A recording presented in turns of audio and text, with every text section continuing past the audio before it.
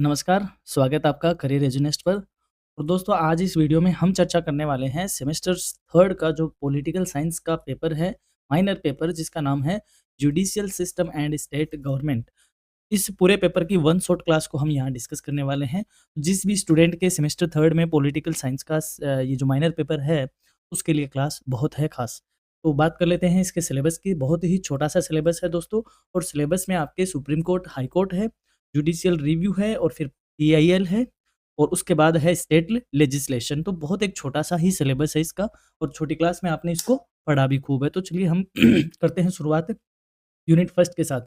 Unit first आपकी संबंधित है जुडिशियरी, जिसमें सुप्रीम कोर्ट है और हाई कोर्ट है। सर्वोच्च न्यायालय और उच्च न्यायालय दोनों को हम यहाँ पे डिस्कस करने वाले हैं फर्स्ट यूनिट में। देखो सबसे पहले हम बात करते हैं सुप्रीम कोर्ट की। यानी कि अगर हम बात करें भारतीय कॉन्स्टिट्यूशन की या भारतीय व्यवस्था की, या यूँ देखा जाए तो इनका क्या है, सबसे ऊपर होता है सुप्रीम कोर्ट। उसके बाद आते हैं हाई कोर्ट। हाई कोर्ट के बाद आते हैं सेशन कोर्ट या जिला जो न्यायालय होते हैं वो होते हैं सेशन कोर्ट। और उसके बाद आते हैं मुंसिफ न्यायालय और उसके बाद आते हैं ग्राम न्यायालय। तो इस तरीके से हैं। हम सबसे पहले बात कर रहे हैं सुप्रीम कोर्ट की।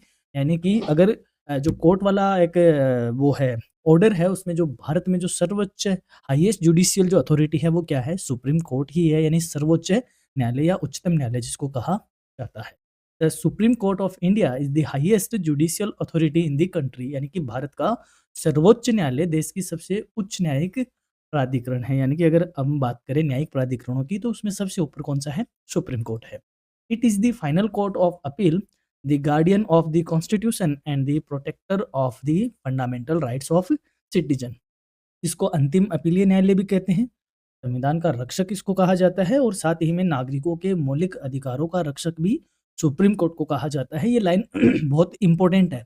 एग्ज़ाम में यहाँ से आपको जो छोटे क्वेश्चन है उसमें पूछा जाएगा कि which court is considered as the guardian of the constitution. संविधान का रक्षक कौन से कोर्ट को कहते हैं, या यूँ कहे भारत में अंतिम अपीलीय न्यायालय के तौर पे कौन-सा कोर्ट होता है, हाई कोर्ट होता है या सुप्रीम कोर्ट होता है। इस तरीके से यहाँ से क्वेश्चन बनेगा। एस्टेब्लिशमेंट की बात करें, स्थापना की बात करें, तो established on 26 January 1950 under the article 124 of the constitution. यानी कि सुप्रीम कोर्ट की स्थापना 26 जनवरी 1950 को, यानी कि जब हमारे देश का संविधान लागू हुआ, उसी के साथ संविधान के अनुच्छेद 124 के तहत सुप्रीम कोर्ट की क्या हुई है? स्थापना हुई है। इम्पोर्टेंट लाइन है छोटे क्वेश्चनों में। जब हम इस पेपर का जब हम वो इम्पोर्टेंट क्वेश्चन की सेगमेंट लाएँगे, तो उसमें हम इन बातों को डिस्कस भी करेंगे। और इसका अगर लोकेशन की बात करें, तो ये कहाँ लोकेटेड है? नई दिल्ली में स्थित है भारत का सुप्रीम कोर्ट। कंपोज़िशन की बात करें, इसकी स्ट्रक्चर की, यानी कि संरचना क्या है? It's headed by the chief justice of India, यानी कि सीजेआई। सुप्रीम कोर्ट के अध्यक्ष को भारत का मुख्य न्यायाधीश कहा जाता है, यानी कि चीफ जस्टिस ऑफ इंडिया। और अगर हम बात करें कि वर्तमान में चीफ जस्टिस ऑफ इंडिया कौन है, तब उनका नाम आता है न्यायमूर्ति सूर्यकांत। न्यायमूर्ति सूर्यकांत। और ये भारत के वर्तमान में 53 में 53rd ये क्या है? सीजेआई है। तो हालाँकि ये एक जीके जैसा क्वेश्चन है, आपके एग्ज़ाम में मुश्किल ही बने, लेकिन देखो पेपर सेटर का कुछ नहीं कह सकते, वो आपसे यहाँ से भी क्वेश्चन बना सकता है। अदर जजेज आर कॉल्ड लोअर जजेज, यानी कि जो अन्य न्यायाधीश होते हैं उनको साधारण न्यायाधीश कहा जाता है या अवर न्यायाधीश उनको कहा जाता है। यानी कि एक होता है सीजेआई और उसके बाद होते हैं उसके निचले दर्जे के या साधारण न्यायाधीश उनमें होते हैं। As of constitution the number is decided by parliament. न्यायाधीशों की संख्या संसद के द्वारा समय-समय पर क्या की जाती है? निर्धारित की जाती है। यानी कि ये टाइम टू टाइम चेंज होती रहती है कि कितने न्यायाधीश होंगे सुप्रीम कोर्ट में। और अगर अपन प्रेजेंट टाइम की बात करें तो कितने हैं ये? 34 है। एक होता है सीजेआई यानी चीफ जस्टिस ऑफ इंडिया और उसके बाद है 33 अन्य न्यायाधीश है। तो 34 न्यायाधीश वर्तमान में सुप्रीम कोर्ट में है। और ये टाइम टू टाइम चेंज होते रहते हैं। 2019 में ये कम थे, उसके बाद इनको 34 किया गया था। अपॉइंटमेंट ऑफ जजेज, यानी कि न्यायाधीशों की नियुक्ति कैसे होती है? इंपॉर्टेंट है। देखो एग्जाम में आपसे ऐसे ही क्वेश्चन पूछे जाएंगे कि न्यायालय की आप जजेज की नियुक्ति कैसे होती है, उनकी योग्यताएं क्या है, उनकी कंपोजिशन क्या है, इस तरीके के क्वेश्चन आएंगे। आर्टिकल आपसे थोड़े कम पूछे जाएंगे। डिटेल वाले क्वेश्चन में आपसे डिटेल ही पूछी जाएगी। तो अपॉइंटमेंट की बात करें तो जजेज of the supreme court are appointed by the president, यानी कि सुप्रीम कोर्ट के न्यायाधीशों की नियुक्ति राष्ट्रपति यानी भारत के राष्ट्रपति द्वारा की जाती है। Appointment follows the collegium system, यानी कि जो सुप्रीम कोर्ट के जज है उनकी नियुक्ति कोलेजियम प्रणाली के तहत होती है। कोलेजियम प्रणाली को हम अगर सिंपल भाषा में कहें तो एक तरीके से क्या होता है? चयन मंडल होता है। चयन मंडल होता है, एक मंडल होता है जिसमें कुछ लोग होते हैं और वो लोग कौन होते हैं? उसमें एक तो होता है चीफ जस्टिस ऑफ इंडिया यानी भारत के मुख्य न्यायाधीश होते हैं और 4 सीनियर मोस्ट सुप्रीम कोर्ट जजेस होते हैं। यानी कि उसमें 4 सुप्रीम कोर्ट के यानी कि वरिष्ठतम न्यायाधीश होते हैं। इनका क्या बनता है? कॉलेजियम बनता है और वह चयन मंडल क्या करता है? अपॉइंटमेंट करता है सुप्रीम कोर्ट के जजेस की और वो किसके द्वारा की जाती है? प्रेसिडेंट के द्वारा की जाती है। क्वालिफिकेशन फॉर जजेस यानी योग्यता क्या है? सुप्रीम कोर्ट के जज बनने की क्या योग्यता है? A person can become a supreme court जज इफ ही और सी व्यक्ति सुप्रीम कोर्ट का न्यायाधीश बन सकता है यदि he is a citizen of India, वह भारत का नागरिक होना चाहिए, हैज बीन ए जज ऑफ ए हाई कोर्ट और एट लीस्ट 5 ईयर, कम से कम 5 साल तक हाई कोर्ट का क्या रहना चाहिए? वह न्यायाधीश रहा हो, या फिर It she has या he has been an advocate in a high court for 10 years, या अगर वो न्यायाधीश नहीं रहा है 5 साल का, तब कम से कम 10 वर्ष तक हाई कोर्ट में क्या रहा हो? एडवोकेट रहा हो, अधिवक्ता रहा हो। He is considered an eminent jurist by the president, और राष्ट्रपति के द्वारा प्रतिष्ठित न्यायविद क्या किया गया हो? माना गया हो। वह व्यक्ति सुप्रीम कोर्ट का क्या बन सकता है? जज बन सकता है। तो सिंपल, भारत का नागरिक होना चाहिए, हाई कोर्ट में या तो 5 साल के लिए क्या रहा हो, 5 कम से कम 5 साल तक जज रहा हो, या फिर हाई कोर्ट में 10 साल तक एडवोकेट रहा हो और राष्ट्रपति उसको ये माने कि एक प्रतिष्ठित न्यायविद है, तब जाके सुप्रीम कोर्ट के जज बनने की क्या आती है? क्वालिफ़िकेशन अर्न होती है। बात करें टेन्योर की, कार्यकाल कितना होता है? जज holds office till the age of 65 years, यानी सुप्रीम कोर्ट के न्यायाधीश 65 वर्ष तक की आयु तक पद पर बने रहते हैं। Can resign by writing to the president, और वह राष्ट्रपति को पत्र लिखकर क्या दे सकते हैं? इस्तीफा दे सकते हैं। यानी कि 65 साल तक की आयु तक उनका कार्यकाल होता है, वह राष्ट्रपति को अपना इस्तीफा दे सकते हैं। और can be removed only by impeachment, इसको समझिए, उनको पद से केवल महाभियोग द्वारा ही क्या किया जा सकता है? हटाया जा सकता है। दोस्तों, अगर भारतीय संविधान की बात करें तो राष्ट्रपति को ही इम्पीचमेंट से हटाया जा सकता है, ऐसा वर्णन अपन को देखने को मिलता है। लेकिन इनके अलावा अगर सुप्रीम कोर्ट के जज हैं, उनको भी किससे हटाया जा सकता है? इम्पीचमेंट से उठाया जा सकता है। अगर ये प्रूव होता है कि उन्होंने मिसबिहेव यानी कदाचार का उन पे क्या लगा हो? आरोप हो और इनकैपेसिटी का आरोप हो, तब इम्पीचमेंट से उनको क्या किया जाता है? हटाया जाता है। और ये किसके द्वारा ही हटाया जाता है? संसद के द्वारा ही हटाया जाता है। तो आगे हम चल के पढ़ेंगे कि हाईकोर्ट के जज को भी, यानी कि हाईकोर्ट के जज को, न्यायाधीश को कैसे हटाया जा सकता है? उसी विधि से हटाया जा सकता है जिस विधि से सुप्रीम कोर्ट के जज को हटाया जाता है। तो हाईकोर्ट के जज को भी कौन हटाता है? संसद ही हटाती है। हम उसमें इनको डिस्कस करने वाले हैं। अब बात करें पावर्स एंड फंक्शन की, कि सुप्रीम कोर्ट की शक्तियाँ क्या है और सुप्रीम कोर्ट क्या कार्य करता है। ओरिजिनल ज्यूरिसडिक्शन क्या है? Cases between government of India versus state और स्टेट वर्सेस स्टेट, यानी भारत सरकार और राज्यों के बीच में अगर कुछ विवाद है तो वो इसकी पावर में है, या यूँ कहें इसके फंक्शंस में आते हैं, और यदि एक राज्य दूसरे राज्य से वर्सेस है तो भी इनके फंक्शन में आते हैं। इसके अलावा अपीलेट ज्यूरिसडिक्शन में क्या है? Final appeal for civil, criminal, constitutional cases, दीवानी, आपराधिक और संवैधानिक मामलों की अंतिम अपील भी इनके ही दायरे में है। एडवाइजरी ज्यूरिसडिक्शन, प्रेसिडेंट में सिक एडवाइस अंडर आर्टिकल 143, यानी सलाहकार अधिकारिता है इनके पास, अनुच्छेद 143 के तहत राष्ट्रपति इनसे सलाह मांग सकते हैं। जुडिशियल रिव्यू यानी कि न्यायिक पुनरावलोकन, कैन डिक्लेयर लॉज अनकॉन्स्टिट्यूशनल, यदि कोई असंवैधानिक कानून है तो उनको ये क्या कर सकता है? कोर्ट निरस्त कर सकता है। गार्डियन ऑफ फंडामेंटल राइट्स, मौलिक अधिकारों का क्या है? सुप्रीम कोर्ट रक्षक है, इसके लिए रिट जारी करता है। दोस्तों, ये इंपॉर्टेंट है। सुप्रीम कोर्ट 5 तरीके की रिट जारी करता है। कौन-कौन सी? Habeas corpus, mandamus sorry, certiorari certiorari, prohibition और को वारंटो, ये 5 तरीके की रिट कौन जारी करता है? सुप्रीम कोर्ट जारी करता है। आपको हम यहाँ इनको डिटेल में भी देखेंगे। और इसके अलावा कोर्ट ऑफ रिकॉर्ड, यानी रिकॉर्ड का क्या है? न्यायालय, its judgement are final and can punish for contempt of court, इसके निर्णय अंतिम होते हैं और ये अवमानना के लिए क्या कर सकता है? दंड दे सकता है।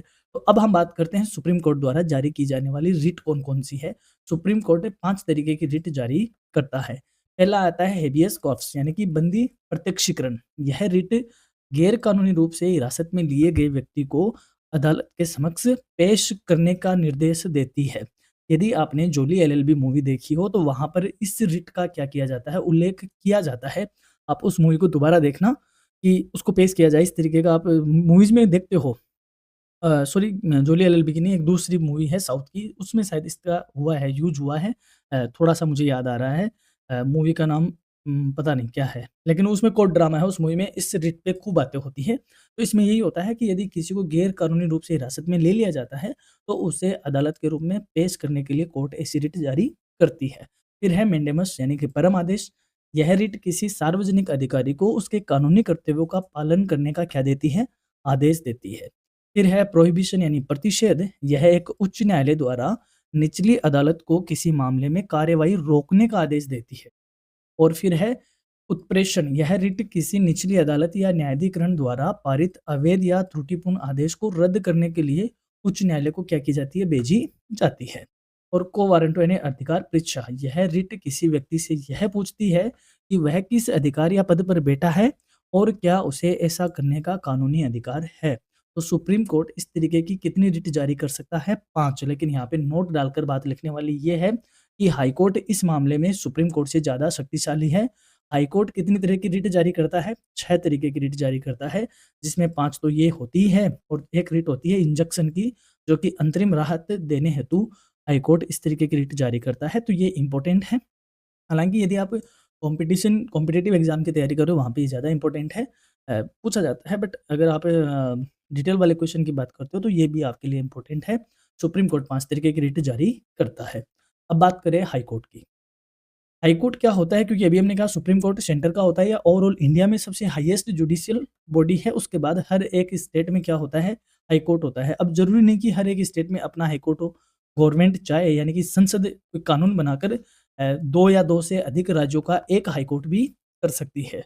ऐसे एग्ज़ाम्पल भी है अपने पास। आप देखो जैसे पंजाब है, पंजाब प्लस हरियाणा, इन दोनों का जो हाई कोर्ट है वो चंडीगढ़ का है। चंडीगढ़ हाई कोर्ट है और चंडीगढ़ क्या है? यूनियन टेरिटरी है। तो ऐसी बात नहीं है, क्योंकि संसद कोई कानून बनाकर इसका जॉइंट हाई कोर्ट भी क्या कर सकती है? बना सकती है। इसके अलावा अगर देखो तो महाराष्ट्र है, महाराष्ट्र के साथ गोवा है, दादर नगर हवेली है, इन सब का हाई कोर्ट कौन-सा है? बॉम्बे हाई कोर्ट है।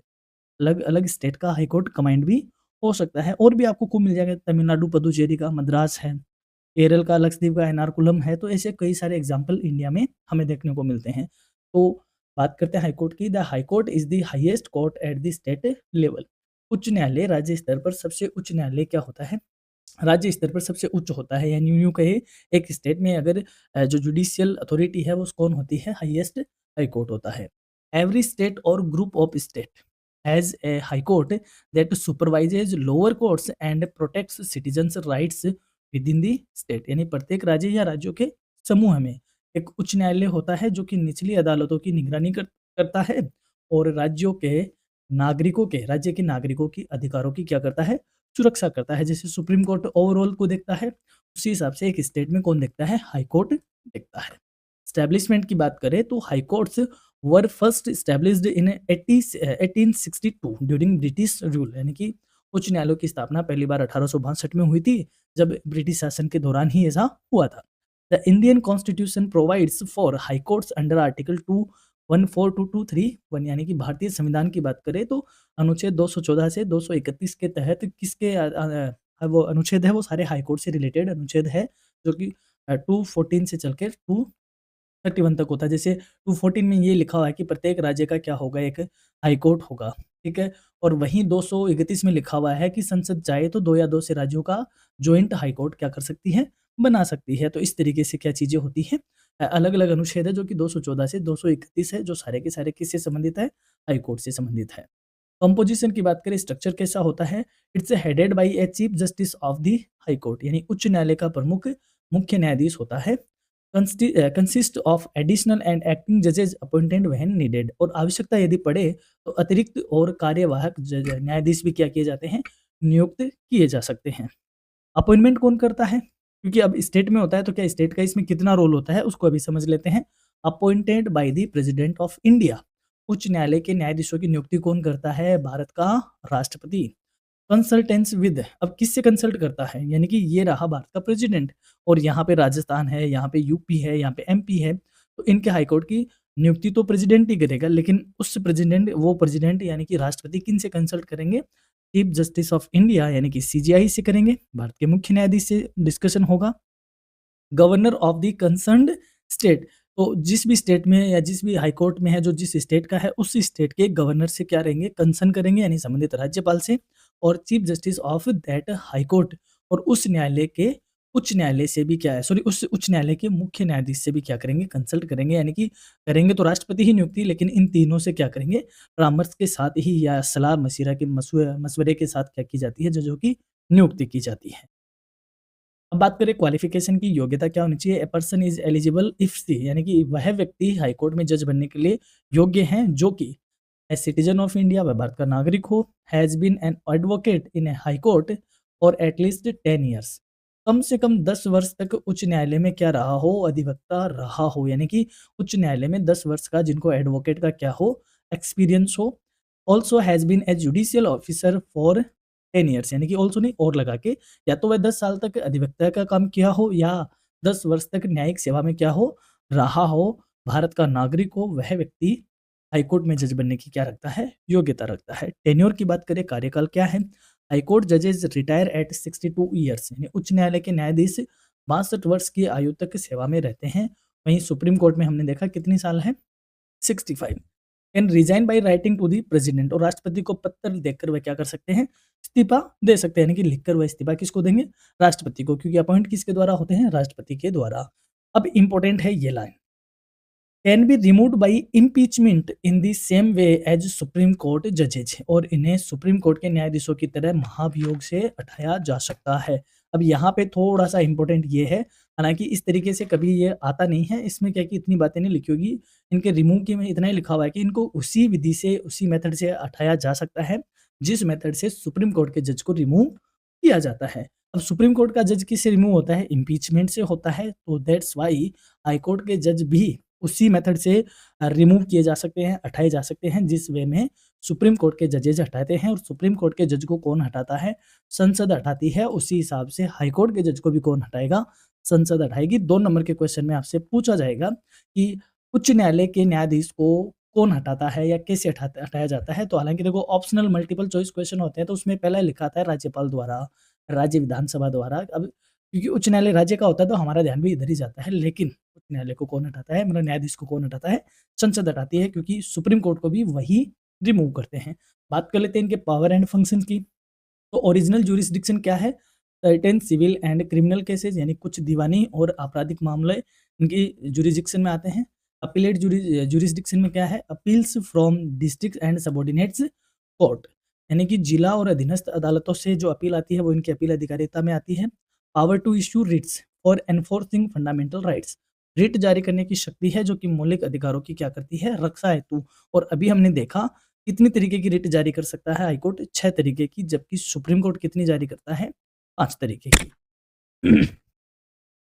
कंट्रोल ओवर सबऑर्डिनेट कोर्ट्स, और अपने अधीनस्थ न्यायालयों पे क्या करता है, नियंत्रण करने का काम है। और कोर्ट ऑफ रिकॉर्ड, और रिकॉर्ड का क्या है, न्यायालय can punish for contempt, contempt अवमानना के लिए क्या देता है, दंड दे सकता है। ये इसके पावर्स एंड क्या है, फंक्शंस। अब हम बात करते हैं यूनिट सेकंड की। यूनिट सेकंड में हम देखेंगे judicial review and judicial activism, public interest litigation, यानी कि न्यायिक पुनरावलोकन व न्यायिक सक्रियता और जनहित याचिका। कई मूवी में आपने देखा होगा कि किसने पीआईएल फाइल करी है, जो जोली एलएलबी मूवी है वो, उसमें हर बार पीआईएल की बात होती है, तो आपने खूब इस तरीके का कोर्ट ड्रामा वाली मूवीज में नाम सुना है। अब हम बात कर लेते हैं यूनिट सेकंड की। सबसे पहले हम देखते हैं कि शासन व्यवस्था देश में बनती कैसे है, यानी कि जो व्यवस्था है, कानून व्यवस्था है, वो देश में 3 तरीके से होती है, या अपन ने इनको खूब पढ़ा भी है। एक होती है व्यवस्थापिका, जिसको हम लेजिस्लेचर कहते हैं। एक होती है कार्यपालिका, जो एग्जीक्यूटिव कही कही जाती है, और एक होती है न्यायपालिका, जिसे हम जुडिशरी कहते हैं। व्यवस्थापिका का क्या काम है, विधि का निर्माण करना, यानी कि कानून बनाने का काम किसका है, लेजिस्लेचर का है।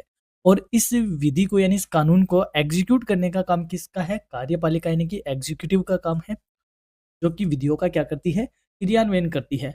लेकिन जो न्यायपालिका है वो काम करती है सुपरविजन का, यानी कि निगरानी का काम करती है, और वो देखती है कि ये जो कानून बना है, क्या ये कानून संविधान के अनुसार है भी या नहीं। यानी पहला काम तो इसका, जो मेन काम है न्यायपालिका का, वो तो ये है, यानी ये इसकी प्रथम भूमिका है, या यूँ कहें इसका प्राइमरी काम है, कि ये देखना कि जो कानून वगैरह बन रहे हैं वो संविधान सम्मत है, यानी कि संविधान के अनुसार है या नहीं है, ये इनका मेन काम है। दूसरा काम है कि ये चेक करती है कि ये जो कार्यपालिका है, क्या ये अपना काम सही ढंग से कर रही है या नहीं कर रही है। यानी कि पहला काम तो जुडिशरी का क्या है कि वो ये चेक करती है, यानी कि इस बात को देखती है कि जो कानून बन रहे हैं वो एज़ पर आवर कॉन्स्टिट्यूशन है या नहीं है। दूसरी इसकी जो दूसरी भूमिका की बात है वो ये है कि ये देखती है कि जो एग्जीक्यूटिव बॉडी है यानी जो कार्यपालिका है, वो अपना काम सही कर रही है या नहीं कर रही। अगर इसको ऐसा लग रहा है कि कार्यपालिका अपना काम या ये जो विधियाँ हैं इनको सही ढंग से लागू नहीं कर पा रही है, तो जुडिशरी इसको क्या दे सकती है, इस बात का आदेश भी दे सकती है। यानी कि हस्तक्षेप इसमें किया जा सकता है। ऐसा न्यायपालिका को या जुडिशरी को क्या होता है, राइट प्राप्त है हमारे संविधान में। तो इस यूनिट में हम इन्हीं को डिस्कस करेंगे एक अलग तरीके से। यानी कि सबसे पहले हम बात करते हैं जुडिशियल रिव्यू यानी न्यायिक पुनर्विलोकन क्या होता है। Judicial review means the power of the judiciary to examine the constitutionality of law, executive orders and governmental actions. यानी कि न्यायिक पुनर्विलोकन का अर्थ हुआ कि न्यायपालिका की वह यह शक्ति है कि वह किसी भी कानून, कार्यपालिका के आदेश या सरकारी कार्य की संवैधानिकता की क्या कर सके, जाँच कर सके। यानी कि अभी हमने कहा कि जुडिशरी को ये राइट है कि वो ये चेक करे कि जो कानून बन रहे हैं वो हमारे संविधान के अनुसार है या नहीं है। तो ये उसका इस तरीके की चे को जो जब ये चेक करती है, उसका रिव्यू करती है, तो इसको बोलते हैं judicial review. If any law or action violates the constitution, the courts can declare it null or void। यानी कि यदि इसको ऐसा लगता है कि कोई कानून या जो कार्यवाही है वो संविधान का क्या कर रही है, उल्लंघन कर रही है, संविधान को वह क्या कर रही है, उसके अगेंस्ट जा रही है, उसको वायलेट कर रही है, तो न्यायालय को उसे क्या कर सकता है, वह इसको शून्य घोषित कर सकता है या उसे अवैध घोषित कर सकता है। ऐसा जुडिशरी को क्या होता है, राइट प्राप्त होता है। इसको बोलते हैं जुडिशियल रिव्यू। पर्पज क्या है ऐसा करने का, to protect the supremacy of the constitution यानी संविधान की सर्वोच्चता की रक्षा करना जुडिशरी का क्या है, पर्पज है ये सारा काम करना। To prevent misuse of power by the legislature and executive यानी विधायिका और कार्यपालिका द्वारा अपनी शक्ति को के दुरुपयोग को रोकना इसका क्या है, पर्पज है। इसलिए ये इसका जुडिशियल रिव्यू करती है। टू प्रोटेक्ट फंडामेंटल राइट्स यानी कि जो हमारे मौलिक अधिकार है जो कि संविधान से हमें प्राप्त है, उन मौलिक अधिकारों की सुरक्षा करने का कार्य जुडिशियल या जुडिशरी को होता है या उसका कार्य वो करती है। इस पर्पज से वह इन सब का क्या करती है, जुडिशियल रिव्यू करती है। अब बात करते हैं कॉन्स्टिट्यूशनल बेसिस यानी कि संवैधानिक आधार क्या है। Judicial review is not written in this single article, it is derived mainly from यानी कि फ्रॉम यानी न्यायिक पुनरावलोकन की बात करें तो ये कोई एक पर्टिकुलर अनुच्छेद में नहीं लिखा हुआ, बल्कि ये कई सारी जगह या कई सारे आर्टिकल्स में इसको डायरेक्टली और इनडायरेक्टली हमें पढ़ने को या इसके ऐसी प्रोविजंस हमें देखने को मिलते हैं। जैसे आर्टिकल 13 की बात करें तो laws inconsistent with fundamental rights are void यानी कि अनुच्छेद 13 कहता है कि यदि मौलिक अधिकारों के विरुद्ध कोई कानून है तो वह अपने आप में क्या माना जाए, शून्य घोषित या शून्य माना जाए। तो ये 13 जो आर्टिकल है उसका भी बेस बनता है या उसके बेस पे भी ये होता है। आर्टिकल 32 कहता है राइट टू कॉन्स्टिट्यूशनल रेमेडीज यानी कि संवैधानिक उपचार का अधिकार आर्टिकल 32 देता है। आर्टिकल 226 बात करता है हाई कोर्ट में रिट पावर्स यानी कि अनुच्छेद 226 में अभी हमने जाना कि न्यायालय कई तरीके की रिट जारी करने की ताकतें रखता है या शक्तियाँ रखता है, तो वो भी इनडायरेक्टली ये काम करता है। और article 131, 136, 143, 226, 246, 32, 372 also support judicial review indirectly. और बाकी ये आर्टिकल भी परोक्ष रूप से या प्रत्यक्ष रूप से जो जुडिशियल रिव्यू है उसका क्या बनते हैं, आधार बनते हैं। तो ये इसका संवैधानिक आधार है। अब बात करें टाइप्स ऑफ जुडिशियल रिव्यू की यानी कि न्यायिक पुनरावलोकन के कितने प्रकार है या कितने तरीके से न्यायिक पुनरावलोकन होता है। पहला रिव्यू ऑफ लेजिस्लेटिव एक्शन यानी कि जो विधायी कार्य है उनका क्या करना, पुनर्विलोकन करना। Courts examine whether laws passed by the parliament और स्टेट लेजिस्लेचर आर कॉन्स्टिट्यूशनल यानी कि संसद या राज्य विधानमंडल द्वारा जो कानून बनाए जाते हैं उनकी संवैधानिकता की जांच करना, वह उसका लेजिस्लेटिव एक्शन का क्या करना कहा जाता है, रिव्यू करना कहा जाता है। Review of administrative executive actions यानी कि प्रशासनिक या कार्यपालिका के कार्यों का क्या करना, पुनर्विलोकन करना। Ensure that government authorities do not exceed their powers यानी कि यह सुनिश्चित करना कि जो सरकारी अधिकारी है वो अपनी शक्ति का ज़्यादा दुरुपयोग तो नहीं कर रहे हैं, यानी कि ज़रूरत से ज़्यादा उनको यूज़ तो नहीं कर रहे हैं, उनका अतिक्रमण तो नहीं कर रहे हैं।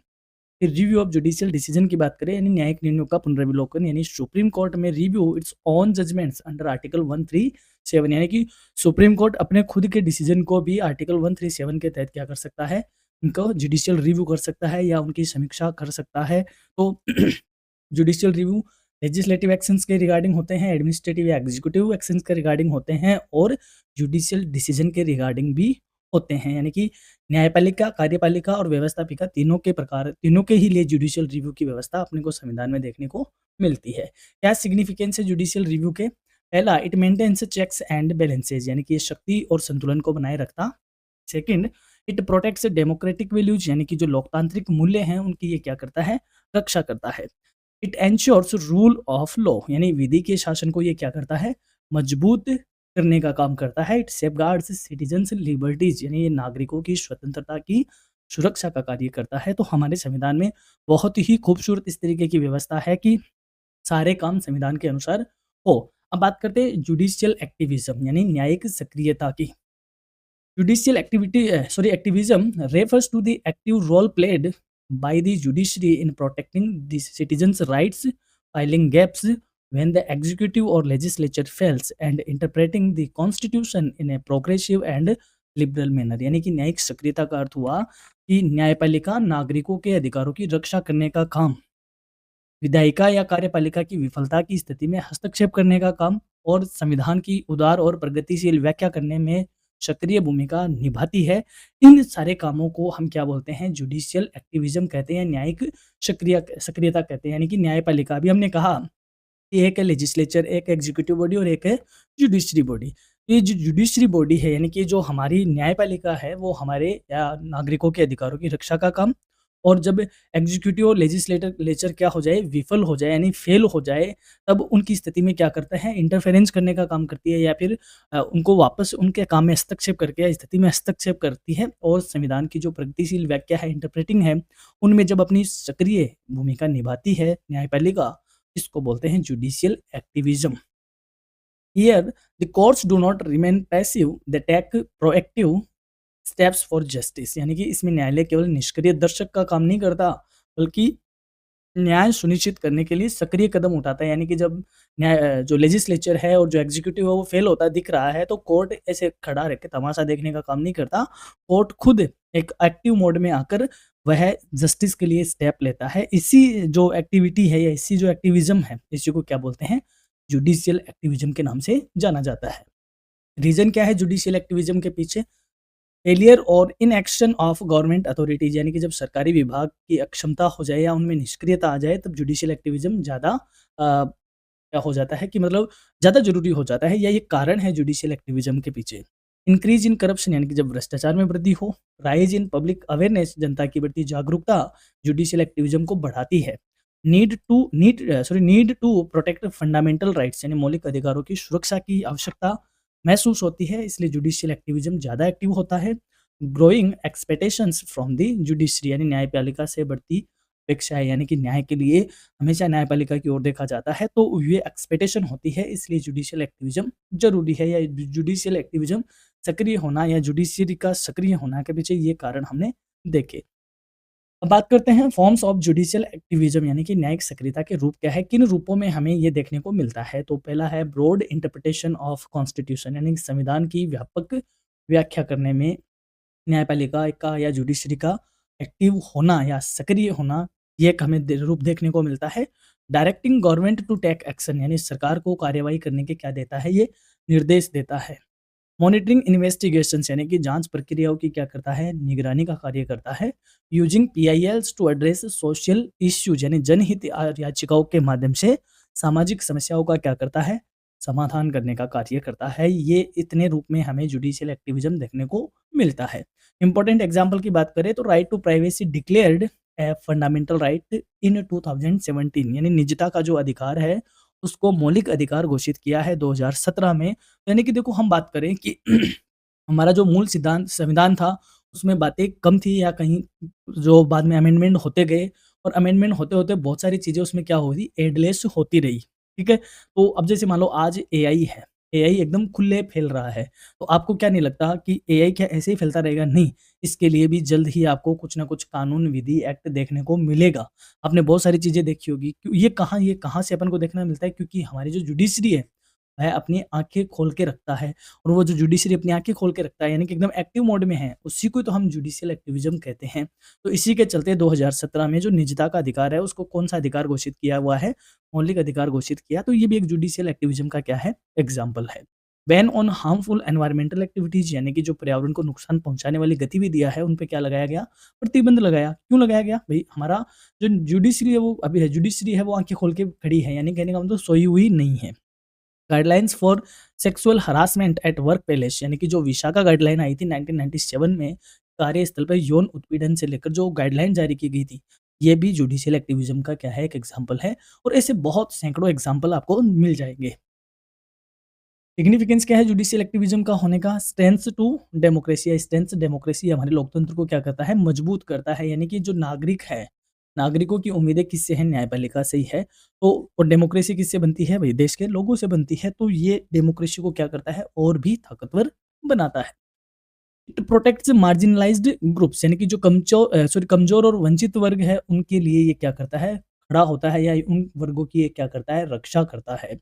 It ensures accountability of government ये सरकार को जवाबदेह बनाने का काम करता है, यानी कि कोर्ट सरकार से माँगता है, भई जवाब माँगता है या यूँ कहें अकाउंटेबिलिटी एंश्योर करता है कि आपको इस काम की ज़िम्मेदारी लेनी पड़ेगी और आपको इसका काम का जवाब देना पड़ेगा। It expends the scope of rights ये अधिकारों के दायरे को क्या करता है? बढ़ाता है, विस्तृत करता है। तो इन सब के जुडिशरी एक्टिविज़्म का क्या है? महत्व है या रोल है। अब बात करें पीआईएल की यानी कि जनहित याचिका की। पब्लिक इंटरेस्ट लिटिगेशन आपने कई सारी जो कोर्ट ड्रामा मूवी है, चाहे वो जोली एलएलबी टाइप की हो या दूसरी अदर मूवीज़ हो, आपने हमेशा उन मूवीज़ में जनहित याचिका की बहुत सारी बातें होती हैं। तो अपन जानते हैं क्या होती है जनहित याचिका। Public interest litigation means a legal action filed to protect the public interest, not to personal benefit. यानी जनहित याचिका वह याचिका है जो समाज के हित की रक्षा के लिए दायर की जाती है, न कि व्यक्तिगत लाभ के लिए। Any person or organization can file a PIL for issue affecting society, especially for poor, disadvantaged वांटेज्ड और वॉइसलेस ग्रुप्स यानी कि कोई भी व्यक्ति या संगठन ऐसी समस्या के लिए पीआईएल दायर कर सकता है जो समाज विशेषकर गरीब या वंचित वर्ग को क्या करती है? प्रभावित करती है। यानी कि पहली बात तो जो पीआईएल होती है वो पर्सनल बेनिफिट के लिए नहीं होती। ये समाज के हित के लिए या यूँ कहे एक्शन ली जाती है पब्लिक इंटरेस्ट के रिगार्डिंग। तो आपने जैसे जोली एलएलबी मूवी है, उसमें पीआईएल ही लगाया जाता है, चाहे वो फर्स्ट मूवी की बात करूँ तो क्योंकि उसका पर्सनल बेनिफिट नहीं होता है। अपन उसमें देखते हैं कि वो एक समाज का एक कोई भी ऐसा व्यक्ति जिसको अ, जस्टिस की नीड है, जो गरीब है या फिर जिसकी आवाज़ कोई नहीं उठा रहा, उसके रिगार्डिंग ऐसा किया जाता है। उसको बोलते हैं जनहित याचिका। पर्पज़ क्या है? To ensure justice for all यानी सबके लिए न्याय हो, ये सुनिश्चित करना। To make courts more accessible यानी न्यायालयों की तक पहुँच को क्या बनाना? आसान बनाना। To solve social and environmental problems सामाजिक और पर्यावरणीय समस्याओं का क्या करना? समाधान करना। टू प्रोटेक्ट फंडामेंटल राइट्स यानी मौलिक अधिकारों की सुरक्षा करना। ये सारे पर्पज़ है पीआईएल को दायर करने के। अब कौन जो पीआईएल है वो कौन दायर कर सकता है? यानी कि हू कैन फाइल पीआईएल? पहली बात एनी सिटीज़न कोई भी नागरिक ये दायर कर सकता है। कोई भी एनजीओ यानी जो नॉन गवर्नमेंट ऑर्गेनाइज़ेशन है, गैर सरकारी संगठन है, वो जाए दायर कर सकते हैं। कोई भी सोशल एक्टिविस्ट यानी कि सामाजिक कार्यकर्ता दायर कर सकता है। Even the court itself can take suo motu action यानी ऑन इट्स ओन न्यायालय स्वयं भी स्वतः संज्ञान से ये क्या कर सकता है? इसको पीआईएल के तौर पे ले सकता है। एरियाज कवर्ड बाय पीआईएल जनहित याचिका के क्षेत्र में क्या-क्या आता है? एनवायरमेंटल प्रोटेक्शन इश्यूज आते हैं यानी कि पर्यावरण की सुरक्षा से रिगार्डिंग पीआईएल बन सकती है या होती है। ह्यूमन राइट्स के रिगार्डिंग यानी मानव अधिकारों की रक्षा हेतु होती है। कस्टोडियल डेथ्स यानी कि जो हिरासत में मौत हो जाती है उसके लिए पीआईएल दायर की जा सकती है। चाइल्ड लेबर यानी बाल श्रम के रिगार्डिंग होती है। करप्शन केसेस में भी होती है और पब्लिक हेल्थ एंड सेफ्टी यानी कि सार्वजनिक स्वास्थ्य और सार्वजनिक सुरक्षा के मुद्दों पर भी पीआईएल दायर की जा सकती है। एडवांटेज क्या होते हैं पीआईएल दायर करने के या पीआईएल के क्या फ़ायदे हैं? It gives voice to the poor यानी ये गरीबों को और वंचित वर्गों को क्या देता है? आवाज़ देता है, उनको न्याय दिलाने का काम करता है या कोर्ट तक उनकी पहुँच को बनाता है। Quick solution for social issues यानी सब सामाजिक समस्याएँ हैं, उनका जल्दी या त्वरित समाधान हो जाता है। No strict rules of standing यानी कि कोई कठोर प्रक्रिया या नियम कानून नहीं है कि आपको बहुत ज़्यादा इसमें स्ट्रिक्ट रूल्स वगैरह होते हैं। इट स्ट्रेंथ्स डेमोक्रेसी और ये लोकतंत्र को क्या करता है? मजबूत बनाता है। इतना सब होने के बावजूद भी इसके क्या है? कुछ मिसयूज़ होते हैं, कुछ कंसर्न्स हैं, यानी कि जनरली जो लोग क्या करते हैं, पीआईएल पब्लिसिटी के लिए क्या करते हैं? दायर करते हैं। आपने जैसे मैं अभी यहाँ जोली एलएलबी का नाम इसलिए लेता हूँ, उस मूवी में इस बात का बहुत बार ज़िक्र होता है कि इन्होंने पीआईएल इसलिए दायर करी कि ये क्या होना चाहते हैं? फेमस होना चाहते हैं। आपने ओ माय गॉड मूवी देखी होगी, उसमें भी ऐसा ही कुछ होता है कि पीआईएल जारी होती है। पॉलिटिकल मोटिव्स यानी कि राजनीतिक उद्देश्य, ये होता है कई बार इसका पॉलिटिकल एंगल में भी पीआईएल दायर की जाती है। और डिले इन जेन्युइन केसेस, इससे क्या होता है जो सच्चे मामले होते हैं उनमें क्या होती है, देरी हो जाती है। यानी कि कोर्ट एक तरीके से ये भी एक बन ही जाता है मुद्दा, तो कोर्ट का तो टाइम इसमें भी लगता ही है। तो ये जो ऐसे जेन्युइन केसेस होते हैं वो डिले हो जाते हैं, तो इन चक्कर में इनका क्या हो जाता है, मिसयूज हो जाता है। अब हम बात करते हैं यूनिट थर्ड की। यूनिट थर्ड में हम देखते हैं द स्टेट एग्जीक्यूटिव यानी governor, chief ministers and council of minister, यानी हम बात करेंगे राज्य कार्यपालिका की, राज्यपाल की, मुख्यमंत्री और मंत्री परिषद की। यूनिट थर्ड में, यूनिट थर्ड में जो पहला है वो हम बात करते हैं राज्यपाल की, यानी कि गवर्नर, यानी कोई भी राज्य का जो सबसे सर्वोच्च पद होता है, या यूँ कहे जो अ, सबसे टॉप में संवैधानिक प्रमुख होता है किसी भी राज्य में, वो कौन होता है? उस राज्य का राज्यपाल। The governor is the constitutional head of the state, यानी कि राज्यपाल राज्य का संवैधानिक प्रमुख होता है। यानी कि जो स्थिति देश में राष्ट्रपति की होती है, राज्य में वह स्थिति किसकी होती है? राज्यपाल की होती है। The he functions as the nominal executive just like the president at the union level, यानी कि राज्यपाल एक नामात्र या औपचारिक कार्यपालिका के रूप में कार्य करते हैं, जैसे कि केंद्र स्तर पर कौन करता है? राष्ट्रपति काम करता है। अपॉइंटमेंट की बात करें तो राज्यपाल का अपॉइंटमेंट किसके द्वारा किया जाता है? The president of the India, यानी राज्यपाल की नियुक्ति भारत के राष्ट्रपति द्वारा की जाती है। और he can be appointed for one और मोर स्टेट, यानी कि एक या एक से अधिक राज्यों का राज्यपाल नियुक्त किया जा सकता है। यानी कि जो हमारा आर्टिकल 153 है, वो आर्टिकल 153 में कहा गया है कि जो राष्ट्रपति है वो राज्य के क्या करेंगे? राज्यपाल की नियुक्ति करेंगे। लेकिन एक व्यक्ति को या एक राज्यपाल को एक या एक से अधिक राज्य का भी क्या किया जा सकता है? राज्यपाल बनाया जा सकता है। और हमने देखा होगा कि जनरली जिस राज्य का राज्यपाल होता है, उसको अपने ही राज्य का राज्यपाल नहीं बनाते, यानी कि जैसे राजस्थान है, उनके राज्यपाल दूसरे स्टेट के होते हैं। ऐसा संविधान में कहीं लिखा हुआ नहीं है कि अदर स्टेट का राज्यपाल बनता है। बस ये एक हेल्दी ट्रेडिशन है, एक स्वस्थ परंपरा है जिसको फॉलो किया जा रहा है। ऐसा कॉन्स्टिट्यूशनैलिटी नहीं है। बात करें क्वालिफ़िकेशन की, तो जो हमारा संविधान का जो आर्टिकल 157 है, उसमें जो हमारे गवर्नर है, उसकी क्वालिफ़िकेशन का क्या है, ज़िक्र किया हुआ है कि a person must be A citizen of India, यानी कि राज्यपाल का भारत का नागरिक होना आवश्यक है। बी 35 इयर्स ऑफ एज और मोर, यानी कि 35 वर्ष या इससे अधिक आयु का होना चाहिए। हमारे कॉन्स्टिट्यूशन में राज्यपाल के लिए 2 ही योग्यताओं का उल्लेख है। और एक है कि not hold any office of profit, यानी किसी लाभ के पद पर कार्यरत नहीं होना चाहिए, या कोई लाभ का पद नहीं धारण किया हुआ होना चाहिए। ये राज्यपाल की क्या है? योग्यताएँ हैं। टर्म ऑफ ऑफिस, यानी कि होल्ड्स ऑफिस फॉर 5 इयर्स, यानी कि राज्यपाल का जो कार्यकाल है वो कितना होता है? 5 वर्ष का होता है। परंतु but can be removed earlier bye the president, और इसे राष्ट्रपति उन्हें पहले भी हटा सकते हैं। तो यानी ये कह सकते हैं कि जो राज्यपाल होते हैं वो राष्ट्रपति के प्रसाद पर्यंत कार्य करते हैं। यानी कि राष्ट्रपति इनको पहले भी क्या कर सकता है? रिमूव कर सकता है। तो यानी कि राज्यपाल का वैसे तो कार्यकाल कितना होता है? 5 वर्ष का होता है। Can resign by writing to the president, और ये राष्ट्रपति को पत्र लिखकर क्या दे सकते हैं? अपना इस्तीफा दे सकते हैं। पावर्स ऑफ द गवर्नर, यानी गवर्नर की पावर्स की हम बात कर लेते हैं, राज्यपाल के पास क्या शक्तियाँ हैं? तो पहला बात करते हैं हम एग्जीक्यूटिव पावर्स की, कार्यपालिका शक्तियाँ। ही अपॉइंट्स द चीफ मिनिस्टर, यानी कि मुख्यमंत्री की ये क्या करते हैं? नियुक्ति करते हैं। मुख्यमंत्री की नियुक्ति किसके द्वारा की जाती है? राज्यपाल द्वारा की जाती है। Appoints minister on the advice of CM, यानी कि फिर मुख्यमंत्री की सलाह पर मंत्रियों की क्या करते हैं? नियुक्ति करते हैं। लेकिन कौन-सा मंत्री क्या है? यानी कि मंत्री जो बनेगा उसका जो विशेषाधिकार है भई, वो राज्य के सीएम के पास होता है, उसमें राज्यपाल की कोई भूमिका नहीं होती। यानी कि मंत्रियों का अपॉइंटमेंट राज्यपाल के द्वारा किया जाता है, लेकिन अनुशंसा किसकी होती है? चीफ मिनिस्टर की ही होती है, यानी कि चीफ मिनिस्टर की एडवाइस पे ही उनकी नियुक्ति की जाती है। Appoints the advocate general, state election commissioner और आरपीएससी के अध्यक्ष वगैरह, ये सारे कौन अपॉइंट करता है? राज्यपाल ही अपॉइंट करता है। Can seek information from the CM, मुख्यमंत्री से ये जानकारी माँग सकते हैं, ये इनकी एग्जीक्यूटिव पावर्स है। लेजिस्लेचर पावर्स की बात कर लेते हैं।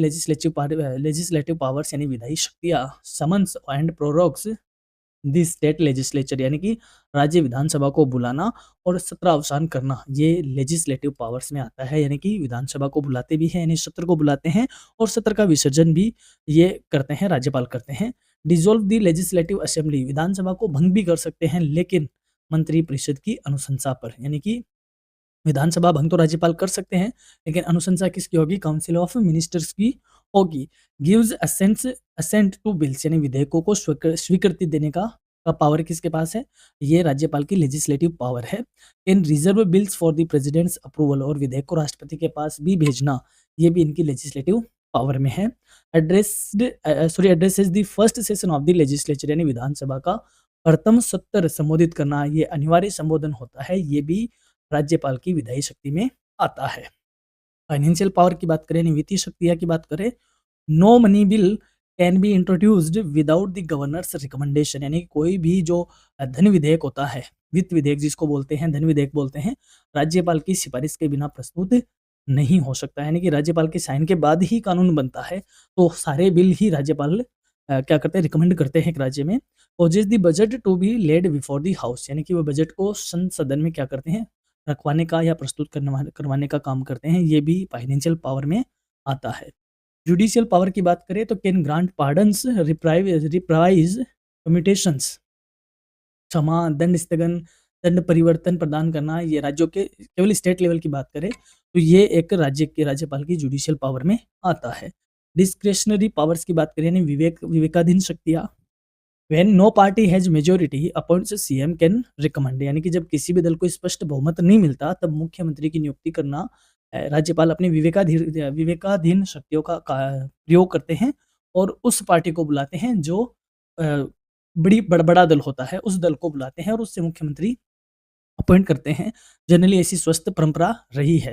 यानी कहने का मतलब जब कोई स्पष्ट बहुमत नहीं मिलता तो बड़े दल को बुलाकर मुख्यमंत्री का नियुक्ति करना राज्यपाल की क्या है? विवेकाधीन शक्तियाँ है। प्रेसिडेंट्स रूल अंडर आर्टिकल 356, यानी कि जो अनुच्छेद 356 है उसके तहत जो राष्ट्रपति शासन है उसकी संस्तुति करने का विवेकशील अधिकार शक्तियाँ होती है। In reserve bill for president, और विधेयकों को राष्ट्रपति के पास भेजना या नहीं भेजना, ये भी राज्यपाल की विवेकाधीन शक्ति के अंतर्गत आता है। रोल की बात करें, राज्यपाल की भूमिका क्या है? It he acts as a link between the union and state, यानी केंद्र और राज्यों के बीच ये सेतु का कार्य करते हैं। यानी कि सेंटर और स्टेट के बीच जो कनेक्शन का काम है वो कौन करता है? राज्यपाल करता है। और राज्यपाल की जो नियुक्ति है वो कौन करता है? प्रेसिडेंट करता है। तो केंद्र और स्टेट के बीच में ये क्या करते हैं? सेतु बंधन का काम करते हैं। Ensures constitutional functioning of the state government, यानी राज्य सरकार के संवैधानिक संचालन को ये क्या करते हैं? सुनिश्चित करना इनका काम है, या यूँ कहें इन काम में इनका रोल ज़्यादा होता है। अब हम बात करते हैं चीफ मिनिस्टर की। The chief minister is the real executive head of the state government, यानी कि मुख्यमंत्री कोई भी राज्य सरकार का वास्तविक कार्यपालिका प्रमुख होता है। यानी कि एक स्टेट का एक तरीके से रियल एग्जीक्यूटिव देखा जाए, रियल हेड देखा जाए, वो कौन होता है? सीएम होता है। और कॉन्स्टिट्यूशनल हेड की बात करें तो वो कौन होता है? राज्यपाल या गवर्नर होता है। She exercises all powers in the name of the governor, यानी कि वे राज्यपाल के नाम पर सभी कार्यकारी शक्तियों का क्या करते हैं? प्रयोग करते हैं। यानी कि राज्य में जो सारे काम होते हैं वो राज्यपाल के नाम पर ही होते हैं, लेकिन उन शक्तियों को यूज़ कौन करता है? सीएम करता है। यानी कि राज्यपाल के नाम पर वो सारे पावर्स को यूज़ करते हैं। अपॉइंटमेंट की बात करें तो the governor appoints the chief minister, यानी मुख्यमंत्री की नियुक्ति कौन करते हैं? राज्यपाल करते हैं। Usually the leader of the majority party in the legislative assembly becomes CM, यानी कि जो विधानसभा में बहुमत दल का नेता होता है उसको मुख्यमंत्री बनाता है कौन? राज्यपाल। यानी कि उनको एज ए मुख्यमंत्री की नियुक्ति राज्यपाल के द्वारा की जाती है जिस पार्टी की मेजॉरिटी विधानसभा में ज़्यादा होती है। टेन्योर की बात करें, यानी कार्यकाल क्या होता है? तो कार्यकाल कोई फिक्स नहीं है। Holds office as long he see enjoys the support of the majority in the assembly, यानी कि जब तक विधानसभा में बहुमत का समर्थन प्राप्त होगा वे अपने पद पर बने रहेंगे। यानी कि सीधी सी बात है, जब तक मेजॉरिटी बनी रहती है जिस पार्टी की विधानसभा में, वह पार्टी का जो नेता है वह क्या बना रहता है? मुख्यमंत्री बना रहता है। पावर्स की बात करते हैं, शक्तियाँ और कार्य, यानी कि क्या शक्तियाँ हैं सीएम के पास और क्या काम करते हैं। एग्जीक्यूटिव पावर्स यानी कि कार्यपालिका शक्तियाँ। Heads the council of minister, यानी मंत्री परिषद का नेतृत्व, यानी कि सीएम क्या होता है, मंत्री परिषद का नेता होता है, या मंत्री परिषद का इसको क्या कहते हैं, प्रधान कहते हैं। तो ये इनकी पावर है कि काउंसिल ऑफ मिनिस्टर के हेड होते हैं। एलोकेट्स पोर्टफोलियोज टू मिनिस्टर, यानी मंत्रियों के विभाग निर्धारित कौन करता है, सीएम करता है कि किसको मंत्री बनाया जाए, किसको कौन सा विभाग दिया जाए। यानी मंत्री बनाते जो मंत्री है उनकी नियुक्ति कौन करते हैं, राज्यपाल करते हैं। लेकिन राज्यपाल किसकी सिफारिश पे या किसके कहने पे, सीएम के परामर्श से करते हैं।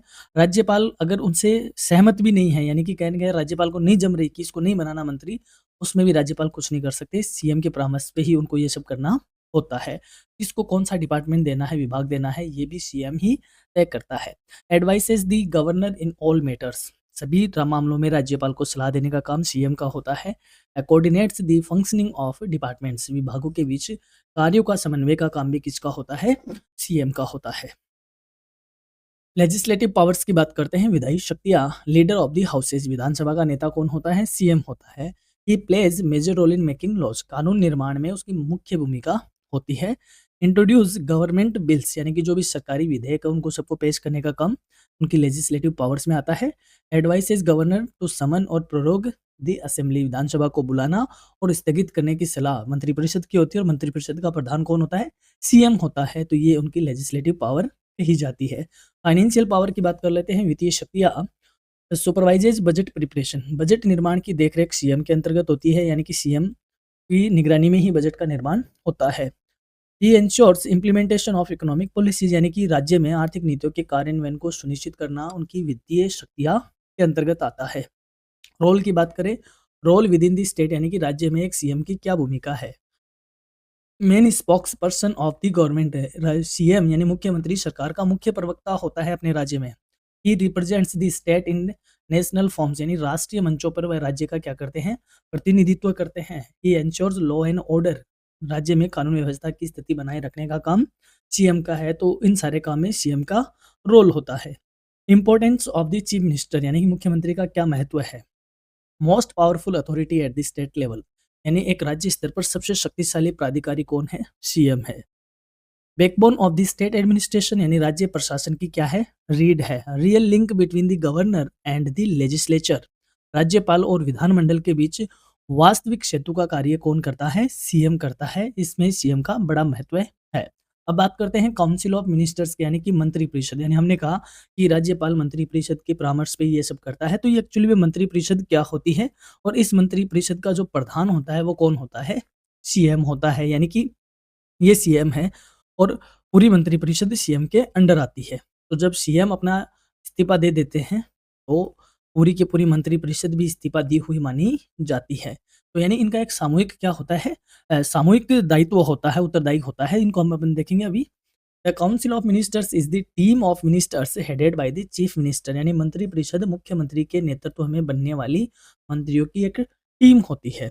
It collectively runs the state administration, और ये राज्य प्रशासन को सामूहिक रूप से क्या करती है, चलाने का काम करती है। कौन, मंत्रिपरिषद। और मंत्रिपरिषद की संरचना कैसी होती है, it includes cabinet ministers, ministers of state और डेप्यूटी मिनिस्टर्स, यानी कि कैबिनेट मंत्री होते हैं, राज्य मंत्री होते हैं और उप मंत्री होते हैं। यानी कि मंत्रिपरिषद में 3 प्रकार के मंत्री होते हैं और 4 स्तर के मंत्री होते हैं। हमें इसमें आपने कहोगे कि सर 3 ही लिखा आपने, तो 4 स्तर लिखे ही नहीं है। तो देखो जो राज्य मंत्री होते हैं वो 2 तरीके के होते हैं। एक तो स्वतंत्र प्रभार होता है, एक के आगे क्या लिखा होता है, स्वतंत्र प्रभार होते हैं। हालाँकि प्रकार 3 ही होते हैं, कैबिनेट मंत्री, राज्य मंत्री और उप मंत्री, यानी कि ministers of state, deputy minister और कैबिनेट मिनिस्टर। लेकिन एक होता है स्वतंत्र प्रभार, तो यानी कैबिनेट मंत्री क्या होता है, अपने विभाग का मुखिया होता है, खुद ही डिसीजन लेता है और खुद ही उसके लिए उत्तरदायी होता है। फिर आते हैं राज्य मंत्री, कैबिनेट मंत्री जैसा ही दर्जा होता है लेकिन स्वतंत्र प्रभार होता है, इनके ऊपर कोई कैबिनेट मंत्री नहीं होता है। फिर एक राज्य मंत्री ऐसे होते हैं जिनके ऊपर क्या होता है, कैबिनेट मंत्री होता है, और उप मंत्री होते हैं, ये निचले दर्जे के मंत्री होते हैं। बाकी मंत्री यानी कि मंत्री के नीचे मंत्री होता है, उनकी सहायता के लिए उनको मंत्री, उप मंत्री होते हैं। तो कैबिनेट में 3 प्रकार के और 4 स्तर के मंत्री होते हैं, इनसे मिलकर क्या बनती है, मंत्री परिषद बनती है। अपॉइंटमेंट की बात करें, नियुक्ति, सभी all ministers are appointed by the governor on the advice of the chief minister, यानी सभी मंत्रियों की नियुक्ति राज्यपाल द्वारा की जाती है लेकिन मुख्यमंत्री की सलाह पर की जाती है। यानी राज्यपाल राजी भी नहीं है तो भी उनको उनकी नियुक्ति करनी पड़ेगी, क्योंकि ऐसा करना उनको किसने कहा है, सीएम ने कहा है। Collective responsibility, the council of ministers is collectively responsible to the legislative assembly, यानी मंत्री परिषद विधानसभा के प्रति सामूहिक रूप से क्या है, उत्तरदायी है। और अगर हम बात करें व्यक्तिगत रूप से, यानी कि सामूहिक रूप से तो वो विधानसभा के प्रति उत्तरदायी होगी, और व्यक्तिगत रूप से किसके प्रति उत्तरदायी होता है एक मंत्री, राज्यपाल के लिए उत्तरदायी होता है, क्योंकि राज्यपाल द्वारा ही उनकी क्या होती है, नियुक्ति होती है। If the assembly passes and no confidence motion the entire council must resign, यानी कि यदि विधानसभा अविश्वास प्रस्ताव पारित कर दे तो पूरी मंत्रिपरिषद को इस्तीफा देना होता है। यानी कि कहने का मतलब सीएम को इस्तीफा देना पड़ता है, और जब सीएम इस्तीफा देता है तो पूरी मंत्रिपरिषद अपने आप इस्तीफा दी हुई मानी जाती है। इसलिए कहा जाता है कि मंत्रिपरिषद तैरती एक साथ है और डूबती भी एक साथ है। ये इनकी कलेक्टिव रिस्पॉन्सिबिलिटी को शो करता है। फंक्शंस की बात करते हैं, मंत्रिपरिषद क्या काम करती है, फॉर्मुलेशन ऑफ पॉलिसीज, नीतियों का निर्माण करती है, एडमिनिस्ट्रेशन ऑफ डिपार्टमेंट्स यानी विभागों का प्रशासन करती है, preparing and presenting the budget, budget तैयार करती है और उनको प्रस्तुत करने का कार्य करती है, असिस्टिंग दी चीफ मिनिस्टर यानी मुख्यमंत्री की सहायता करती है, implementing laws and government decision, राज्य में कानून व्यवस्था और कानूनों और सरकारी नीतियों को लागू करने का क्या करती है, कार्य करती है एक मंत्रिपरिषद। और रोल क्या है, backbone of the state executive, राज्य कार्यपालिका की रीढ़ क्या काम करती है, कौन, मंत्री परिषद या मंत्री परिषद राज्य की कार्यपालिका की रीढ़ का रोल प्ले करती है। Ensures smooth functioning of government machinery, शासन के सुचारू संचालन को क्या करती है, ये सुनिश्चित करती है कि राज्य में जो गवर्नमेंट मशीनरी है वो सही ढंग से स्मूथली फंक्शन कर रही है, नहीं कर रही है, इसकी सुनिश्चितता करने का काम किसका है, मंत्री परिषद का है। अब बात करते हैं यूनिट फोर्थ की। यूनिट फोर्थ में हम देखेंगे द स्टेट लेजिस्लेचर यानी कि राज्य व्यवस्थापिका, लेजिस्लेटिव असेंबली यानी विधानसभा, एंड लेजिस्लेटिव काउंसिल यानी विधान परिषद। इसको हम यूनिट फोर्थ में देखेंगे विधान मंडल यानी लेजिस्लेचर यानी कैसा होता है, क्या होता है, लेजिस्लेचर के अंग क्या होते हैं यानी विधान मंडल क्या होते हैं। इसमें विधानसभा होती है यानी कि लेजिस्लेचर असेंबली होती है, लेजिस्लेटिव असेंबली, गवर्नर यानी राज्यपाल होते हैं, और विधान परिषद होती है। यानी कि जो केंद्र की बात करें, संसद की बात करें, तो यानी कि जो संसद होती है वो क्या होती है, लोकसभा, राष्ट्रपति और राज्यसभा। तो जो केंद्र में राज्यसभा होती है वो स्टेट में विधान परिषद के तौर पे होती है, जो केंद्र में राष्ट्रपति है वो राज्यपाल के तौर पे होते हैं, और जो केंद्र में लोकसभा है वो राज्य की विधानसभा उस तरीके का काम करती है। तो विधानमंडल हमने देखा। अब हमने राज्यपाल देख चुके हैं, अब हम बात करेंगे विधानसभा और विधान परिषद की हम बात करने वाले हैं। सबसे पहले बात करते हैं लेजिस्लेटिव असेंबली की। द लेजिस्लेटिव असेंबली यानी विधानसभा is the lower house of the state legislature and the real law making body at the state level. यानी कि जो विधानसभा है वो राज्य विधायिका का निम्न सदन है, और ये राज्य स्तर पर वास्तविक कानून बनाने वाली क्या है, संस्था है। यानी कि एक विधानसभा होती है और एक विधान परिषद होता है। विधान परिषद को अपर लेवल सदन बोलते हैं और विधानसभा को लोअर लेवल सदन बोलते हैं।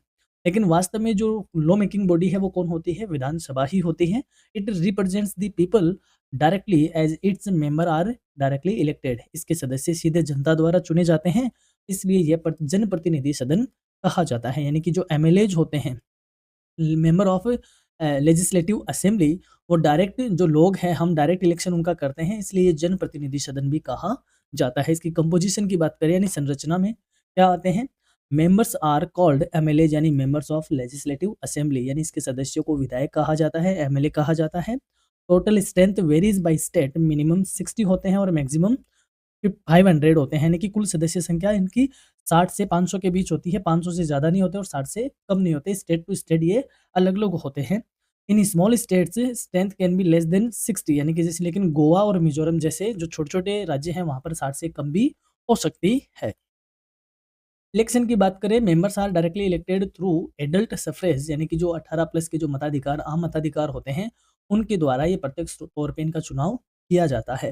टर्म इज 5 ईयर्स, यानी इनका कार्यकाल 5 वर्ष का होता है। यदि मंत्रिपरिषद पहले भंग नहीं हुई हो तो इनका कार्यकाल 5 वर्ष का होता है। Can be dissolved earlier bye the governor on the advice of the chief minister. 5 साल से पहले भी मुख्यमंत्री की सलाह पर राज्यपाल इसे पहले भी भंग कर सकते हैं। क्वालिफिकेशन ऑफ मेंबरशिप, यानी कि सदस्यता की योग्यता क्या है, यानी कि विधानसभा के सदस्य बनने की क्या योग्यता है। तो a person must be a citizen of India, Bharat का नागरिक होना चाहिए। बी एटलीस्ट 25 ईयर्स ओल्ड, कम से कम 25 साल का होना चाहिए। Not hold any office of profit, किसी लाभ के पद पर कार्य करना कार्यरत नहीं होना चाहिए। possesses qualification prescribed by parliament, संसद द्वारा जो भी अन्य निर्धारित योग्यताएं हैं वह पूरी करनी चाहिए। प्रेसिडिंग ऑफिसर यानी अध्यक्ष अधिकारी क्या है? अ, जो विधानसभा है के जो सदस्य होते हैं वो अपने में से एक को क्या बनाते हैं? अध्यक्ष बनाते हैं, और अपने में से एक को क्या करते हैं? उपाध्यक्ष का वह क्या करते हैं? चुनाव करते हैं, यानी बहुमत द्वारा वो अध्यक्ष और उपाध्यक्ष बनाते हैं। The speaker presides over the meetings and maintains order, यानी जो स्पीकर होता है वो सदन की कार्यवाही संचालित करता है। ये बहुमत से अध्यक्ष और उपाध्यक्ष बनाते हैं, और इनको अपने बहुमत से हटा भी सकते हैं। पावर्स एंड फंक्शन की बात कर लेते हैं। शक्तियाँ और कार्य क्या होते हैं? लेजिस्लेटिव पावर यानी कि विधायी शक्तियाँ क्या होती है? Makes laws on subjects in the state list and concurrent list, यानी कि जो राज्य सूची और समवर्ती सूची है उनके विषयों पर कानून बनाने का काम इनका होता है। यानी कि अपने संविधान में 3 तरीके की लिस्ट होती है। एक यूनियन लिस्ट है, यूनियन लिस्ट, एक स्टेट लिस्ट और एक कॉन्करेंट लिस्ट। तो यूनियन लिस्ट पे सेंट्रल गवर्नमेंट का कानून बनाती है, स्टेट लिस्ट पर स्टेट गवर्नमेंट बनाती है, और कॉन्करेंट पे ये दोनों बनाती है। तो विधानसभा के कार्य क्षेत्र में स्टेट लिस्ट भी आती है और कॉन्करेंट लिस्ट भी आती है। तो इन पर जो विषय हैं, उन विषयों पे कानून बनाने का काम किसका है? विधानसभा का है। Can pass ordinary bills and money bills, सामान्य विधेयक और वित्त विधेयक पारित करने का इनके पास क्या है? अधिकार है या पावर है। Money bill can be introduced only in legislative assembly, और जो धन विधेयक है यानी कि जो मनी बिल है वो केवल विधानसभा में ही प्रस्तुत किया जा सकता है। ये इसकी पावर है, लेजिस्लेटिव पावर, यानी कि अगर राज्य में विधानसभा भी है और राज्यसभा भी, सॉरी, विधान परिषद भी है, तो जो मनी बिल है वो किस में आएगा? सबसे पहले विधानसभा में ही आएगा, और वह वहाँ से पास होकर विधान परिषद में जाएगा, और विधान परिषद इसको ज़्यादा से ज़्यादा 14 डेज़ तक क्या कर सकती है? होल्ड कर सकती है, फिर उसको वहाँ से भी पास होना ही करना ही पड़ता है। तो ये मनी बिल के मामले में लेजिस्लेटिव पावर है कि वह पहले कहाँ इंट्रोड्यूस होता है? विधानसभा में होता है। ऐसा ही केंद्र की बात करें तो वह कहाँ इंट्रोड्यूस होता है? लोकसभा में इंट्रोड्यूस्ड होता है। फाइनेंशियल पावर की बात करें, वित्तीय शक्तियाँ, इट कंट्रोल्स स्टेट फाइनेंस, यानी राज्य की वित्त व्यवस्था पर नियंत्रण किसका है? विधानसभा का है। Money bill introduced only with the governor's recommendation, जो धन विधेयक है वो राज्यपाल की सिफारिश पर ही प्रस्तुत किया जाता है। पासिस द बजट, विधानसभा ही राज्य का बजट क्या करती है? पारित करती है। एग्जीक्यूटिव पावर की बात कर लेते हैं। कार्यपालिका पर नियंत्रण की, यानी कि कार्यपालिका पर नियंत्रण नहीं, कार्यपालिका शक्तियाँ। Controls the council of minister, मंत्रिपरिषद नियंत्रण में रखते हैं, यानी कि विधानसभा काउंसिल ऑफ मिनिस्टर को कंट्रोल करती है। Government remains in power only if it enjoy majority support, यानी सरकार तभी तक रहती है जब तक उसे क्या मिलता रहता है? बहुमत का विश्वास प्राप्त होता है। जैसे ही अविश्वास प्रस्ताव पारित हो जाता है तो वह क्या हो जाती है? भंग भी होती है। इलेक्ट्रल फंक्शन यानी निर्वाचन संबंधी कार्य, participates in the election of president and members of Rajya Sabha, यानी विधानसभा राष्ट्रपति के चुनाव में भी भाग लेती है, और राज्यसभा के सदस्यों के चुनाव में भी क्या लेती है? भाग लेती है। अदर पावर की बात करें तो डिबेट इंपॉर्टेंट पब्लिक इश्यूज, यानी सार्वजनिक मुद्दों पर चर्चा उठाती है। रिप्रेजेंट्स पब्लिक ग्रीवेंसेज, यानी जनता की शिकायतों को क्या करती है? उठाती है। ये इनके अदर फंक्शन और अदर पावर में आता है। इंपॉर्टेंस की बात करें, विधानसभा का क्या इंपॉर्टेंस है? The legislative assembly is the most powerful house in the state legislature, विधानसभा राज्य की विधानमंडल में सबसे शक्तिशाली क्या है? हाउस है, या यूँ कहे सबसे शक्तिशाली सदन का काम करता है। The government is directly responsible to it, राज्य सरकार प्रत्यक्ष रूप से इसी के प्रति क्या होती है? उत्तरदायी होती है, रिस्पॉन्सिबल होती है। ये विधानसभा का क्या है? एक राज्य में महत्व है। अब हम बात कर लेते हैं लेजिस्लेटिव काउंसिल यानी कि विधान परिषद की। द लेजिस्लेटिव काउंसिल यानी Vidhan Parishad is the upper house of the state legislature, यानी विधान परिषद राज्य की विधायिका का उच्च सदन है। It is a permanent body similar to the Rajya Sabha, ये एक स्थायी सदन है, ठीक वैसे ही जैसे क्या है? केंद्र में राज्यसभा है। लोकसभा क्या होती है? डायरेक्ट इलेक्टेड होती है। राज्यसभा परमानेंट होती है, 6 साल का कार्यकाल होता है। उसी हिसाब से राज्य में विधान परिषद का भी काम होता है। कंपोजिशन की बात करें, विधानसभा विधान परिषद में कौन-कौन होते हैं? इसके मेंबर को बोलते हैं एमएलसीज, यानी members of legislative council. Vidhan Parishad सदस्य कहा जाता है। Maximum stress 1/3 of assembly strength होती है, यानी विधानसभा की जो सदस्य संख्या है उसके 1/3 के बराबर इसकी मैक्सिमम स्ट्रेंथ होती है। मिनिमम स्ट्रेंथ इसकी 40 होती है, न्यूनतम सदस्य संख्या। It is not present in all states, यानी कि सभी राज्यों में नहीं होती है। फिलहाल की बात करें तो केवल 6 राज्यों में ही है, यानी कि भारत के 6 राज्यों में ही विधान परिषद बनी हुई है। क्रिएशन एंड एबोलिशन यानी निर्माण और समाप्ति, क्रिएटेड और एबोलिश्ड by parliament on the recommendation of the state assembly, यानी कि अनुच्छेद 169 कहता है कि राज्य विधानसभा की संस्तुति पर संसद इसे बना भी सकता है और इसको समाप्त भी कर सकता है। और राजस्थान की ओर से ऐसा प्रस्ताव दिया भी गया था शायद। अ, बात करते हैं मेंबरशिप एंड इलेक्शन की, यानी कि सदस्यता और निर्वाचन की। Members are chosen in the manner, यानी 1/3 इलेक्टेड बाय लेजिस्लेटिव असेंबली, इसके 1/3 जो मेंबर है वो विधानसभा द्वारा आएंगे। 1/3 elected by local bodies like municipalities, panchayat, यानी 1/3 स्थानीय निकायों से आएंगे जिसमें नगर पालिका और पंचायती जो इंस्टीट्यूशन है उनसे आएंगे। 1/12 यानी कि 1/12 इलेक्टेड बाय टीचर, शिक्षकों द्वारा, और 1/12 ग्रेजुएट यानी स्नातकों द्वारा होंगे, और 1/6 यानी कि 1/6 नॉमिनेटेड बाय द गवर्नर, राज्यपाल द्वारा होते हैं। यानी कि इंटेलेक्चुअल यानी बुद्धिजीवियों का क्या होता है, सदन कहा जाता है। क्वालिफिकेशन की बात करें, person must be a citizen of India, Bharat का नागरिक होना चाहिए। बी एटलीस्ट 30 ईयर्स ओल्ड, कम से कम 30 साल का होना चाहिए। हैव रिक्वायर्ड क्वालिफिकेशन, जो भी निर्धारित योग्यताएं हैं वो सारी पूरी की जानी चाहिए। टर्म की बात करें तो ये इंपॉर्टेंट है, इनका 6 साल का कार्यकाल होता है। 1/3 of member retire every 2 years, यानी कि हर 2 साल में इस सदन के 1/3 सदस्य क्या होते हैं, सेवानिवृत्त होते हैं। ये इसलिए इसको क्या कहते हैं, स्थायी सदन कहा जाता है। पावर्स की बात कर लेते हैं और फंक्शंस क्या है इसकी, वो उसकी बात कर लेते हैं। फंक्शंस है, ये स्पेलिंग पूरी नहीं आई। लेजिस्लेटिव पावर की बात करें, विधायी शक्तियाँ कैन इंट्रोड्यूस ऑर्डिनरी बिल, इसमें केवल सामान्य बिल ही प्रस्तुत हो सकता है। Can discuss and suggest changes in bills, विधेयकों पर चर्चा और सुझाव दे सकता है। Money bill can not be introduce in the council, money bill Vidhan Parishad में पेश नहीं किया जा सकता। हमने अभी पढ़ा है मनी बिल कहाँ पेश होता है, विधानसभा में ही पेश होता है। Council can only delay a money bill for 14 days, परिषद मनी बिल को केवल कितने दिन तक रोक सकता है, 14 दिनों तक रोक सकता है, उसके बाद ये पारित हो जाता है। कंट्रोल ओवर एग्जीक्यूटिव, कार्यपालिका का नियंत्रण यानी कि लिमिटेड कंट्रोल होता है। विधान परिषद का कार्यपालिका पर एक सीमित नियंत्रण ही होता है। Can ask questions and discuss issues, ये प्रश्न पूछ सकता है और मुद्दों पर क्या कर सकता है, चर्चा कर सकता है। डेलिब्रेटिव फंक्शंस की बात करें, विचारात्मक कार्य की बात करें, तो it represents educated and professional classes, ये शिक्षित और पेशेवर वर्ग का क्या है, प्रतिनिधित्व करती है। It acts as a revising chamber, यानी कि ये विधेयकों की समीक्षा करने वाले सदन के तौर पे काम करती है, यानी कि रिवाइज या रिव्यू करने का काम ज़्यादा इसका होता है। इंपॉर्टेंस की बात करें, इतना सब होने के बाद इसका क्या इंपॉर्टेंट है, इंपॉर्टेंस है provides second opinion on legislation, ये कानून बनाने में अपनी दूसरी राय प्रदान करने का काम करता है। प्रिवेंट्स हैस्टी डिसीजंस, यानी कि जो जल्दबाजी में लिए गए निर्णय हैं उनको ये रोकता है, क्योंकि रिव्यू का काम करती है।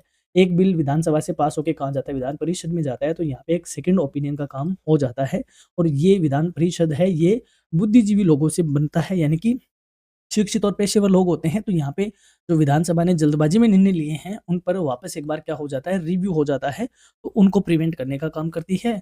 It ensures representation of teachers, graduates and intellectuals, यानी कि शिक्षकों, स्नातकों और बुद्धिजीवियों का प्रतिनिधित्व क्या करती है, सुनिश्चित करती है। और मैं यहाँ पे आपको कहना चाहूँगा कि इसका जो इम्पोर्टेंट क्वेश्चन विद आंसर वाला सेगमेंट है उसको आप ज़रूर देखिएगा, हमारे प्लेलिस्ट में वो अपलोड है। तो यहाँ तक आपने क्लास देखी, हमारे साथ आप जुड़े रहे, बने रहे, इसके लिए thank you for the being with us.